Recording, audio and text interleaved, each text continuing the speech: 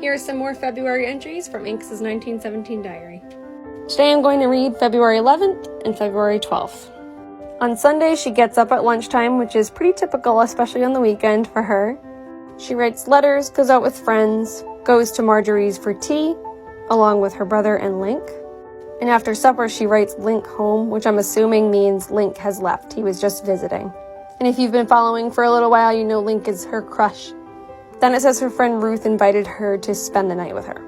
There's a clipping here, but I'm actually going to come back to that in a second. On February 12th, a Monday, she has a longer entry.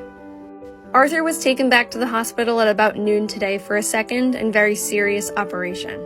This is her brother Arthur. He's been in and out of the hospital for a few weeks now, and originally they didn't know the cause of his illness.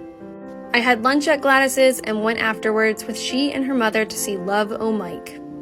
It was quite amusing, but otherwise there wasn't much to it. Afterwards, we had tea at the Biltmore, and they put Gladys on the train to go back to school. Mrs. Bedford dropped me at the Wilsons on her way home, and I had dinner with them. After dinner, Ruth, Mr. and Mrs. Wilson, and Mervyn went to see Pollyanna, and Mervyn walked home with me afterwards. He told Ruth later that I was the nicest of all her friends he had seen.